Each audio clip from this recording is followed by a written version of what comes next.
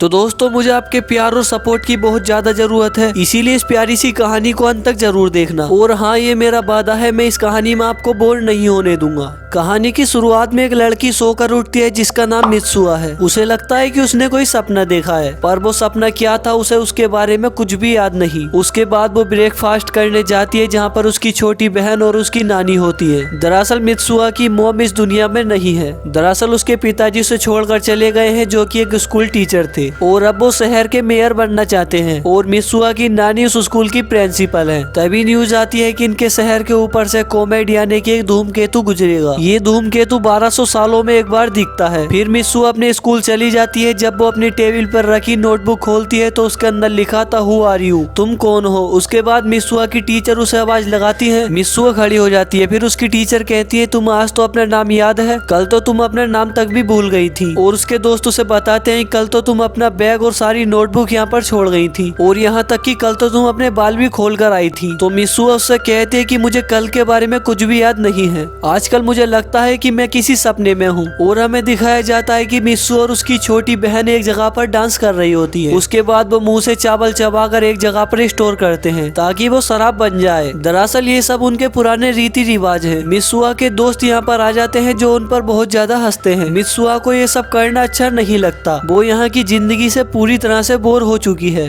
इसीलिए वो रोते हुए कहती है कि मुझे अपनी जिंदगी से नफरत है और अगले जन्म में मुझे टोक्यो को कोई स्मार्ट लड़का बनाना। और अगली सुबह जब वो उठती है तो वो एक लड़के के रूप में उठती है जिसका नाम ताकी है, जो टोक्यो शहर में रहता है। मित्सुआ ये सब देखकर हैरान हो जाती है क्योंकि वो लड़का बन गई और उसे पूरा विश्वास है कि वो एक सपना है। उसके बाद वो स्कूल जाती है जहाँ पर वो किसी को भी नहीं पहचानती, लेकिन उसका दोस्त उसे पहचान लेता है। ये सब के सब एक कैफे में जाते हैं जहाँ पर मित्सुआ को बहुत अच्छा फील होता है क्योंकि गाँव की जिंदगी में ये सब नहीं होता। तभी मित्सुआ के फोन पर एक मैसेज आता है कि तुम्हें काम पर देरी हो गई है। मित्सुआ अपने दोस्तों से कहती है कि मुझे काम पर जाना है। उसके दोस्त उससे कहते हैं कि हाँ तुम जा सकते हो। मित्सुआ कहती है कि मैं काम कहाँ पर करती हूँ। उसके दोस्त ये सुनकर पूरी तरह से हैरान हो जाते हैं। उसके बाद दिखाया जाता है कि मित्सुआ एक ताकी नाम के लड़के के शरीर में है। वो एक रेस्टोरेंट में जॉब करता है। यहाँ मित्सुआ पूरी तरह से हैरान होती है कि उसे क्या काम करना है और कहाँ जाना है, और साथ ही वो टोक्यो शहर की जिंदगी को पूरी तरह से एंजॉय करती है। रात को सोने से पहले वो अपने हाथ पर नाम लिखती है मित्सुआ, जिस तरह से उसकी नोटबुक पर किसी ने लिख दिया था हु आर यू। और अब उसे कल के बारे में कुछ भी याद नहीं होता। और फिर सुबह उठकर ताकि देखता है कि उसके हाथ पर मित्सुआ लिखा हुआ है। उसे भी अपनी कल की जिंदगी के बारे में कुछ भी पता नहीं होता। दरअसल रात को जब ये दोनों सो जाते हैं तो ये आपस में अपना शरीर बदल लेते हैं ताकि जो टोक्यो शहर में रहता है वो मित्सुआ के शरीर में चला जाता है और उसकी गाँव की जिंदगी जीता है। और मित्सुआ ताकि के शरीर में आ जाती है। वो ऐसे ही जिंदगी जीती है जैसे वो पहले जीना चाहती थी, पर इन दोनों को कुछ भी याद नहीं होता। उनके आसपास के लोग उन्हें एहसास दिलाते हैं कि एक दिन पहले जो तुम कर रहे थे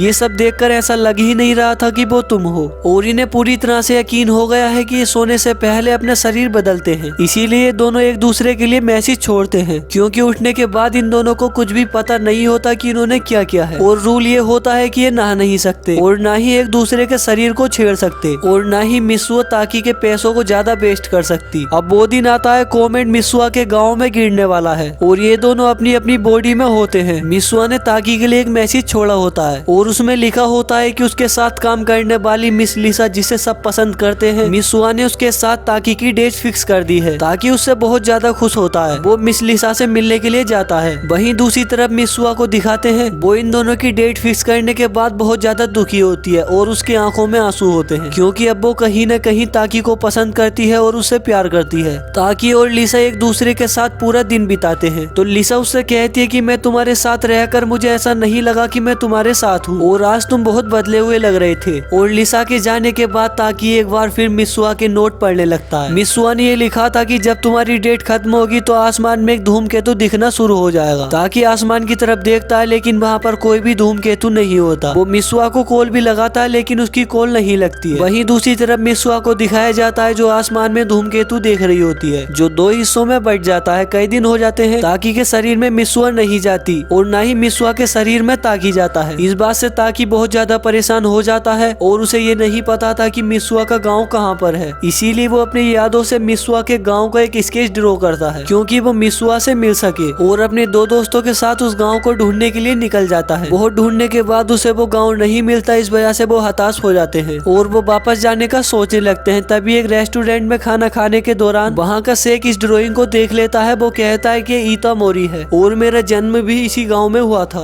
ताकि को वो गाँव का नाम याद आ जाता है। तभी वो कहता है कि मुझे हाँ इतामोरी जाना है। और ये सब सुनकर शेख और उसके दोनों साथी बहुत ज्यादा हैरान हो जाते हैं, क्योंकि आज से 3 साल पहले एक धूमकेतु का छोटा सा टुकड़ा गिरा था, जिसकी वजह से पूरा गांव तबाह हो गया और वहां पर रहने वाले सारे लोग मारे गए। अब ताकि उस जगह पर जाता है जहां पर इतामोरी था और वो देखता है कि वहां पर धूमकेतु गिरने से एक बहुत बड़ा गड्ढा हो गया था। ताकि को कुछ भी समझ में नहीं आ रहा था, इसीलिए वो वापस आ जाता है। वापस आने के बाद वो उस नोट को पढ़ता है जिसके अंदर इतामोरी के लोगों की डिटेल्स थी जो धूमकेतु के गिरने से मारे गए थे और इसमें मित्सुआ का भी नाम होता है। साथ ही मित्सुआ ने जितने भी नोट उसके मोबाइल में लिखे थे वो सब के सब गायब हो गए थे। तब जाके ताकि को विश्वास आता है कि जो उसने सब देखा था वो एक सपना था, उसका हकीकत से कोई भी लेना देना नहीं था। अब उसके कमरे में यहाँ पर मिस लिसा आती है जिसके साथ मित्सुआ ने उसकी डेट फिक्स की थी। दरअसल वो भी उसका साथ देने के लिए यहाँ आई होती है। तो वो देखती है कि ताकि के हाथ पर एक धागे का बंधा हुआ रिबन होता है। वो ताकि से पूछती है कि ये कहाँ से आया।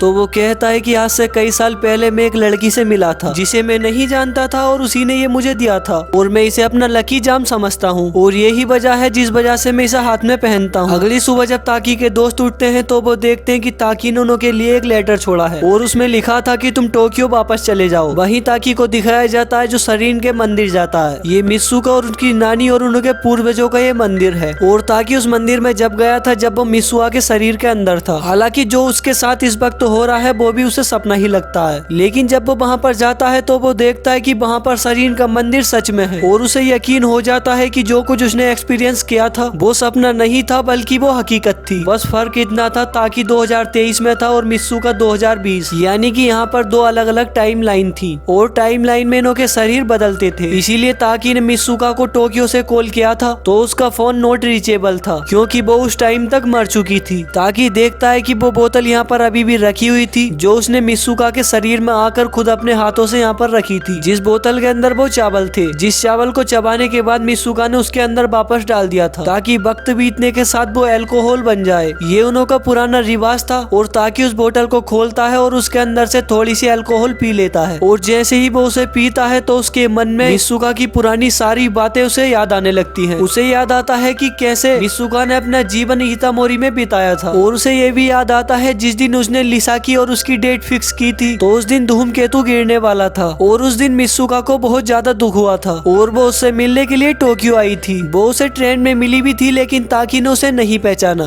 क्योंकि वो वक्त 2020 का था। उस वक्त में वो मित्सुका को नहीं जानता था। मित्सुका ने जाने से पहले उसे अपने हाथों का बना हुआ धागा दिया था ताकि उसे अपने हाथों में आज भी हिफाजत से पहनता है। मित्सुका को बहुत ज्यादा दुख हुआ था और वो अपने घर इतामोरी आ जाती है और जब वो धूमकेतु देख रही होती है तो वो धूमकेतु 2 हिस्सों में बट जाता है और एक टुकड़ा उसके गाँव पर गिर जाता है जो मित्सुका के साथ उसके गाँव के सारे लोग मर जाते हैं। और एक बार फिर से ताकि की आँख खुलती है तो वो देखता है कि वो मित्सुका के शरीर में है। ये वो ही दिन होता है जिस दिन धूमकेतु जमीन पर गिरा था। दरअसल ताकि ने वो लिक्विड अल्कोहल पीने से पहले कहा था कि उसे एक मौका अभी और चाहिए ताकि मैं सबको बचा सकूं। तो मित्सुका अपनी नानी के पास जाती है तो वो कहती है कि आज धूमकेतु हमारे गाँव में गिर जाएगा। उसकी नानी समझ जाती है कि मित्सुका के शरीर में अभी और कोई है और उसकी नानी भी बताती है कि ऐसे सपने मुझे भी आया करते थे और साथ ही साथ तुम्हारी मॉम को भी आया करते थे। ये दरअसल तुम्हें तुम्हारे खानदान से मिला है और उन सपनों के बारे में मुझे कुछ भी याद नहीं है, बस कुछ धुंधले धुंधले से एहसास है। तो मित्सुका जिसके अंदर ताकि है तो वो कहता है कि अगर मैं यहाँ पर हूँ